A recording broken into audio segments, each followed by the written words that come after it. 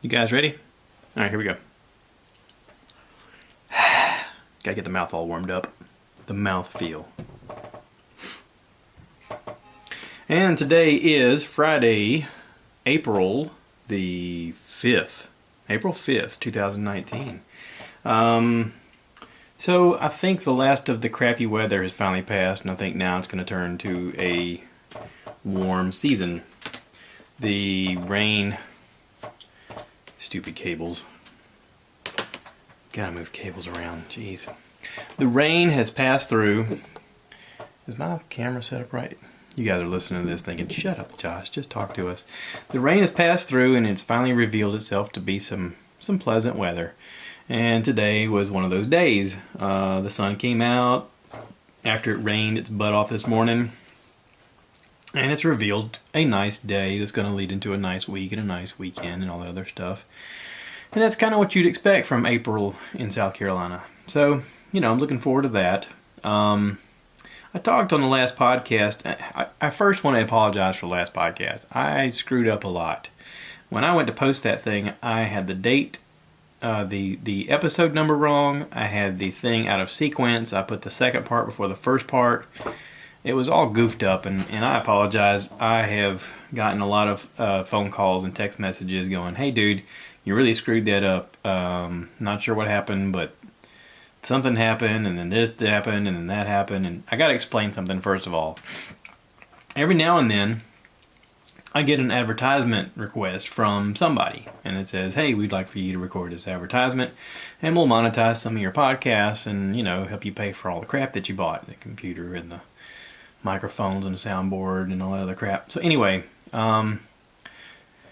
so I'll go on there and I'll look at the ad, and if it's something I want to do, I'll go, yeah, sure, I'll do that. That sounds worthwhile. And I got one recently from Anchor.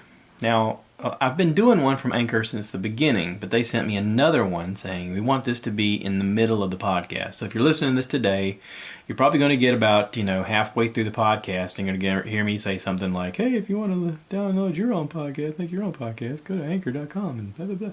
So just bear with me. It's an ad. It's a mid-roll ad. Okay? A lot of people have gotten into these mid-roll ads. I was listening to Bert Kreischer just the other day, talked to Bryan Callen. Many of you may know Bryan Callen from the TV show The Goldbergs. He was the coach. He also has a spin-off show. I think it's called The 90s or something like that. Or Schooled, or I don't know. Whatever it's called. Anyway, he's been on the Hangover movies. He's got lots of comedy specials. You may have heard him on Joe Rogan's podcast or pretty much anybody else's podcast. He has a hit podcast himself with Brandon Schaub called Fighter and the Kid. It's really entertaining, really fun. They're good together. They bounce ideas off each other very fluidly. Bryan is one of my favorite comedians. And I'll say that while saying this. I've never seen a single comedy special that he's done. Now, Bryan is one of my favorite comedians because when he's on other people's podcasts, he is at times the funniest person in the room. He is hilarious to listen to. And a lot of it is just his normal banter, his normal way of speaking. He's very funny as a person. And I like that. I like that about him. He has a special right now called Complicated Apes. Apparently it's not on Netflix, but you can get it everywhere else. You can get it on iTunes and Amazon and Hulu, I guess, or whatever. Anyway, I'm going to go find it because I want to see it. I think it's behind a paywall. So last night I looked on Amazon, and I think I can rent it for $4.99, or I can buy it for $10, $9.99. And so I'm going to, at some point, actually pay money to watch his special, because I think that's the least I could do for all of the hours of entertainment he's given me from podcasting. He is such a delightful guy, and he's very creative, and he's lived a global life. He's moved all around the country, and he has a very interesting point of view when looking at things. He's very well read. Check out Bert Kreischer's podcast this last week, where he does a interview with Bryan. They've done a couple together, and I even mentioned one of them before, where he talked about the idea of how we all buy into a lie that all men are created equal, and it's from the book Sapiens. But he discusses that, and his latest podcast with Bert is is super entertaining. But basically, he's talking about how he realizes that as an adult, he's afraid, and he's not as strong as he thinks he is, and he's not as able as he thinks he is. And it's a good conversation back and forth. And so anyway, the bigger point is, if you want to see something funny, go check out Bryan Callen. Go listen to the podcast. Go check out Fighter and the Kid. You may find a new podcast that you'll enjoy listening to. He's a funny guy. I am listening right now to him talk to Joe Rogan. They spoke last week, and I was like, ooh, I want to download that, because that's a fun listen. And so far it is. I just haven't had time to listen to much this week. I mentioned Tuesday that I was going to be unavailable Wednesday for a funeral, and we had a memorial service for my sister's grandmother, and it was very heartwarming and touching, and it was a good moment to reflect on a woman who lived a great life of giving and sacrifice and love and caring and kindness and directness. And it was nice to see the family there together, all bonding and all reminiscing about a person who was very important to them in their life, who played an integral part in all of their lives. And my sister's family's always had a very unique closeness, I think. They've often invited friends and friends of family and everybody else that they come into contact with to every event in their lives, whether it's Christmas or Thanksgiving or birthdays or whatever. It's like, hey, come on, everybody's welcome. Y'all come on, hang out. And when you arrived, you felt like you were part of their family. And they always made me feel like I was part of the family. And, you know, it was a good moment to share with each other. You know, not under the circumstances, but still, it was a good moment to have with one another. It sort of made me think about my own life, and I thought, okay, you know, I've lived a life so far. I'm, you know, going to be turning 45 this year, and who have I had any effect on in my life so far? Who have I, you know, played a part in helping or influencing, or, you know, maybe even just shared a kind word? And I wondered if the people that were in the room, if I passed away, would be equal to the same amount of people that were in the room for this. And, you know, it's not a comparison per se for competition's sake, and it's not for any other reason other than just a question, just a curiosity. Because I don't know. I don't know who, you know, besides immediate family and immediate close friends, I don't know who all would be there. And, you know, would it matter? It's definitely not going to matter to me. I'm not going to be there. I mean, but it would matter to my family. It would matter to the people that were closest to me. It would matter to my wife. You know, at this funeral, I sat looking at June's husband, William, and I didn't know what to say other than, I'm sorry for your loss. And I don't know what else to say. I mean, I didn't know what to say. They were married for 61 years. They built a life together for 61 years. For 61 years? Where's my glasses? Oh, they're over in your head. Oh, okay, thanks. Hey, can you pick up milk? Yeah, sure, I'll get milk while I'm out. Okay. 61 years of, would you quit hogging the covers? Hey, can you help me get the groceries? I'm feeling a weird pain. Can you go with me to the doctor? 61 years is an entire life for most people. And they were married together for 61 years. They raised kids, they raised grandkids. They were part of people's lives as a couple for 61 years. And that's awesome. And now he's not going to have somebody at the house when he comes home and says, hey, where you at? And I worry that he's going to go home and he's going to, ask for his wife, and she's not going to be there, obviously. And how do you go on? How do you find reasons to do anything? When you spend your life together like that, how do you continue? I have a neighbor. He's a widow, and he's been without his wife for a couple of years now. And he's a kind, gentle, loving, helpful, friendly neighbor who, I mean, he came over and helped me and my dad build a porch on the back of my house. And I had told him that we were going to do it, and he was like, "Hey, maybe I'll come over and give you a hand." And I was like, "Well, that'd be awesome. You know, you don't have to. You can just come over and hang out with us." He's, no, I'm going to give me something to do." Okay. And he showed up every day, every single day of that week, and just picked up power tools and wood and just kept working right along with us. And I think it made him feel great to have something to do rather than just sit over at his house. And, you know, maybe William will find the same thing. Maybe he'll find something to do. Maybe he'll find a way to connect more with family and do more with family. And I hope so. I hope that is the answer for all of us. I hope that our connection to each other is the answer to all of us. You know, you hear all the time about people who get very depressed in life and how they just feel out of touch. And especially nowadays with technology the way it is, people get out of touch with one another. Maybe we have to go out of our way to truly connect to one another. Yeah. Maybe that's the answer. Oh no, my little light on my camera is blinking. That means I'm gonna lose YouTube. If you're watching on YouTube right now, you have no idea, but you're gonna be gone in just a second. Maybe I should get a backup camera. You're listening on the part where I'm talking. You're like, okay, dude, we get it. You got a camera problem. You didn't plan ahead. You didn't think this through, did you?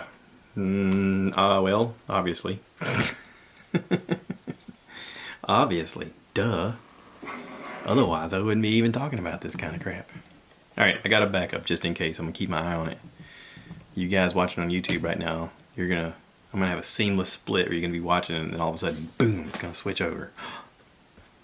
So anyway, I went to the funeral service, the memorial service, and when I came home, I was looking at the pile of wood that I brought back from Dad's, and I thought, well, if I'm gonna do this, I really need to figure out what I'm gonna do with this wood. If I'm gonna build a desk, a podcast desk, then I gotta figure out how this is all gonna come together.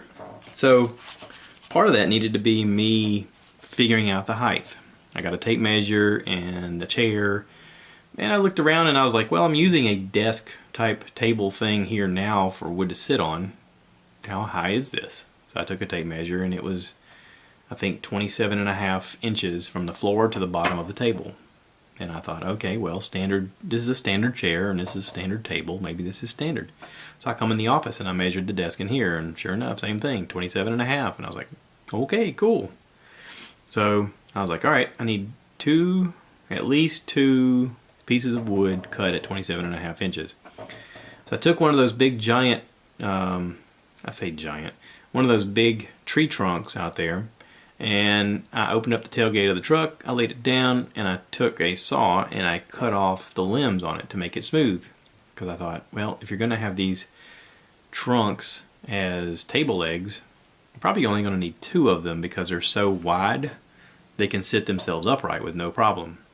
That's my theory anyway. I was just going to test the theory. I figured if they needed feet or something like that, I could figure that out later. But I was going to start by just cutting them at 27.5. So I cut the limbs off, I cut the thing at 27.5, had 2 sections, equal distance, and I just kind of sat them up on the floor, and I put a tabletop on it, one of those big giant pieces of cedar wood on top of it. And it looked great. I was like, ooh, I like that. That's nice. But now I'll give you this, the cedar wood had a bunch of bark and stuff on the outside of it, and I was like, all right, well, this needs to be cleaned up. It does have a lot of, so there's some, okay, so cedar doesn't generally rot, okay? Cedar's pretty insect repellent, but the outside layer where the bark is, the insects tend to eat that, and that's kind of what happened to this. And in that was some spots that had kind of deteriorated, and I needed to clean it up. So I commenced to making one huge mess in the garage, and I mean, it got everywhere. My wife actually pulled up, and she saw me in the garage, and she just stopped at a distance and looked at me for the longest time, and I'm sure she was thinking, good God, this guy and his addiction to doing things, he's made such a mess, and I gotta walk through that crap, and it's gonna get everywhere, and I could just hear the conversation in her head of blah, blah, blah, blah, blah. And all had to do with, why can't he get a clean hobby? You know, something that doesn't require anything like money or time or space or anything like that. But there I was, like Pigpen on Peanuts, with a huge mess around me and cedar dust everywhere, cedar remnants all over the floor and all over everything in the garage. And I, part of me felt ashamed of, God, I hate that I made this mess here, and you have to walk through it. It's probably going to get on your shoes and probably going to get in the house, and I know it's going to get on me and everything else. But part of me remembered William and June, and I thought, hey, this is part of our journey together. This is part of our story. This is the fabric of who we are. And me doing this is going to be something that's part of who we are. If I wasn't here doing this, at some point in our lives, if we make it that long, you're going to look back at that and you're going to be like, oh, I miss him making a mess in the garage and me having to walk through it and aggravating me and all that other stuff. And there's truth to that. We all kind of figure out how to live life together, and I think the trick to a happy, long marriage is compromise and consideration and learning to adapt to one another. You're changing people. Every cell in your body is replaced every 7 years, which means in 7 years, there's not one part of you that's the same person that was you 7 years before. I say that saying this: I'm getting ready to celebrate my 14th year of marriage to my wife. So that's 2 whole lives that have been cycled out of me and her and us. We are completely different people now than when we first met each other. And when we first got married, we're completely different people. And I tell you what, I love her more now than I used to. And I can't even explain why. I appreciate everything about her. I appreciate her effort. I appreciate her tolerance. I appreciate her caringness and her ability to grow and her ability to change and her ability to give compassion where it's not earned. I'm inspired by her drive. It's inspiring. It's inspiring to change your life at a certain point where you realize, hey, I have a choice here and I can do something with this. And I can be something more than I am, and I can do more than I do. And she does that on a regular basis. And it's inspiring and it's awesome. And it's worthy of telling other people about and helping inspire them. It becomes contagious. And if we make it long enough to have, 61 years of marriage, we'll be really old, but I'll be able to look back at that and I'll be able to tell people about how awesome my wife was and how amazing she was. And when I'm making a big mess in the garage at that point and she's not there to fuss at me, I'm going to miss her fussing at me. I'm going to miss her saying, you are going to clean this up, right? Yeah, every bit of it. And the woodworking thing I'm enjoying. This has been a fun hobby. This is something fun to deal with. I haven't really gotten into crazy, styles or ways of cutting or ways of putting wood together. All I'm really doing right now is shaping wood. That's it. I'm putting some epoxy on things. I'm making it look pretty. I haven't done anything creative or calculated or precise. I watch some people on YouTube that really blows my mind away. And who knows, I may get into that kind of stuff. Right now it's just a fun little something for me to do. And it's enjoyable and it's relaxing. And when I took off several hours worth of coating on the outside of that cedar wood of those logs and I put it underneath the table, I was like, ooh, that has a gorgeous look to it. The colors in it was amazing. I took some mineral spirits on a rag and I wiped them down really good. And it just made it shine in so many different colors, reds and yellows and browns, all swirled together in a very interesting pattern. And it's sort of like looking at a person's life in a way, how the texture of our lives can sort of mimic the trunk of a cedar tree. Because, let's face it, we all grow and we all change and we all take on our environment around us in some way. Whether it's following a favorite sports team or learning to talk like people that live in your neighborhood or whatever, we all morph and we all change and we all become more than we were. Hopefully. I mean, to me, that's the goal. Is you learn to change and adapt and become more. Because let's face it, the alternative means you're dead, right? I mean, that is basically it. So, anywho, the weekend is here. I don't know what I'm going to do this weekend. I know I have a lot of things I need to do. I need to cut the grass, even though the grass isn't grown yet. I got weeds that are standing up looking at me in the yard. Every time I pull up in the garage and I look over, they're like, hey, you need to cut out soon. I'm like, yeah, I know. I need to cut the grass. I can't cut it today because it's rained so much that the ground is soaking. And if I get out there with a lawnmower, there's a good chance I'm going to get mud slung up and probably dig holes in the ground with the lawnmower. So better wait for a while for that to dry out.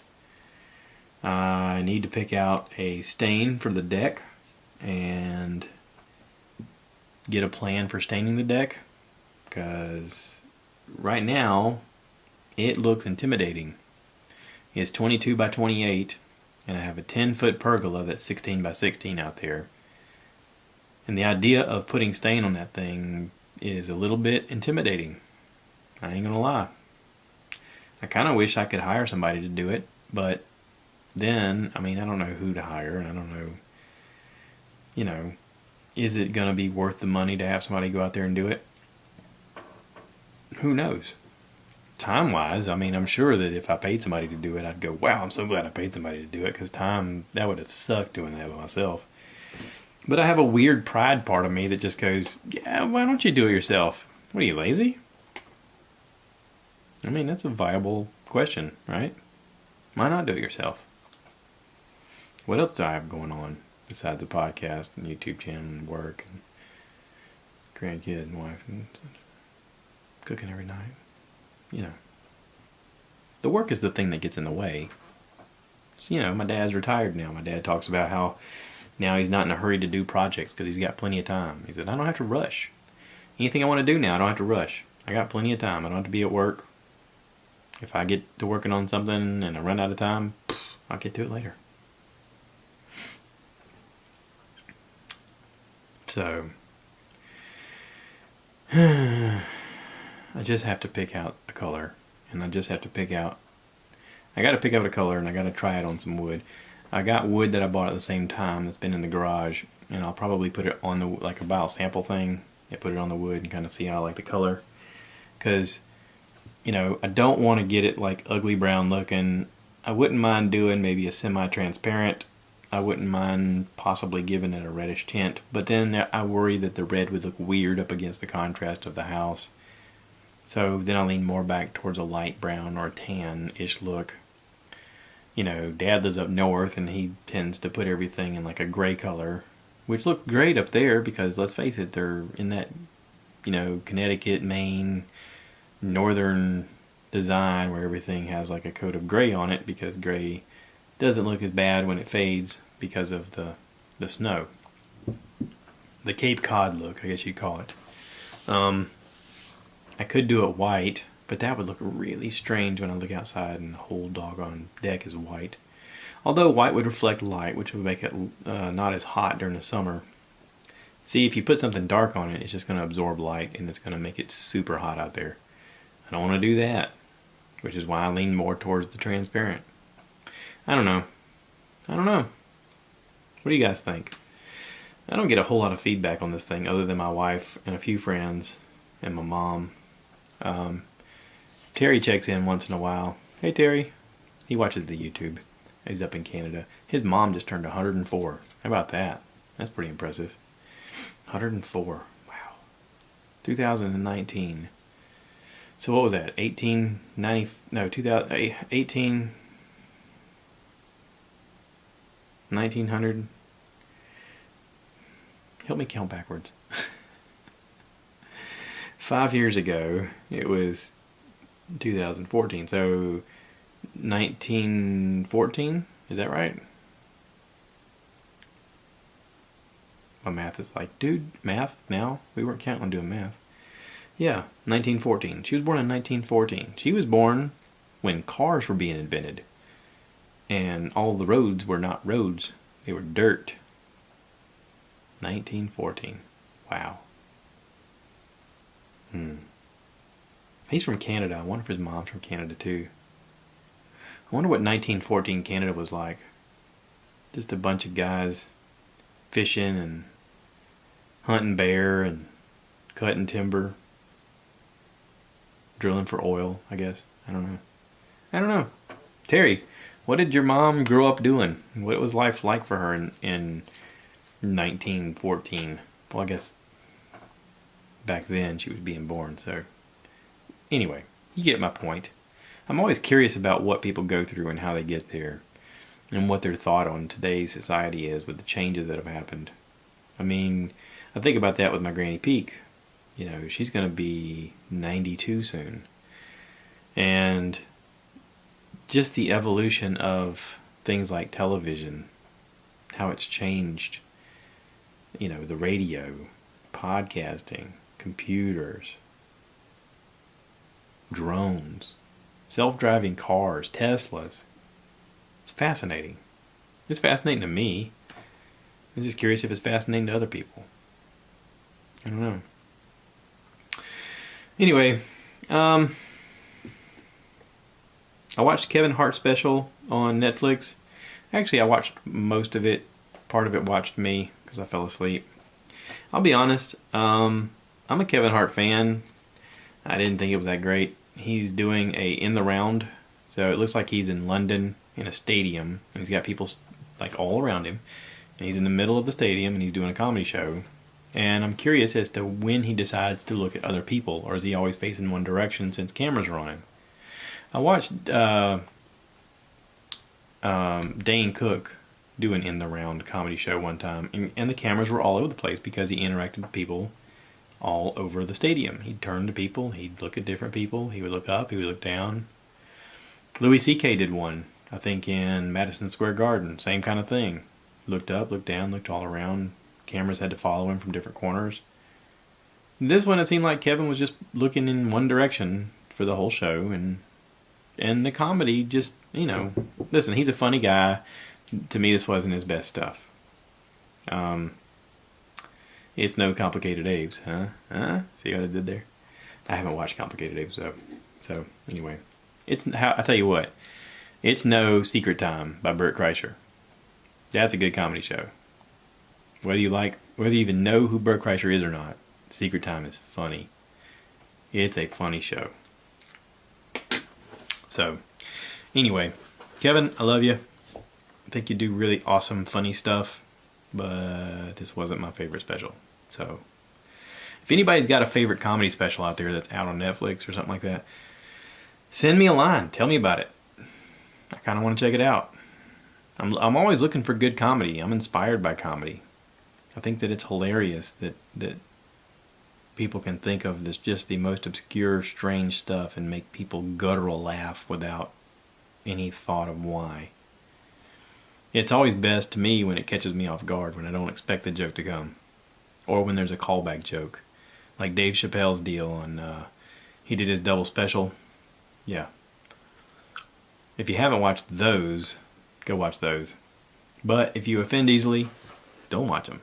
Because Dave Chappelle's not for everybody. He is not a PC-friendly comic. He's going to make the really obscure joke that you never expect you're going to hear. So, and if you're unfamiliar with Dave Chappelle, I want to do some research on YouTube first. So anyway, give me your ideas, give me some comedy specials, give me something to listen to, and I'll comment on it. I'll watch it. I'll be inspired. Okay? I'm going to wrap this up. You guys take care. Thanks for listening. If you're having problems listening to this on one platform, try a different platform. If I made a mistake, reach out to me and let me know, and I'll try and correct it. I did fix last week's episode. So if you go back and listen to last week's episode now, it's in the right order and everything is where it should be. I even retitled it. So, y'all take care. Thanks for listening, and we'll talk to you later.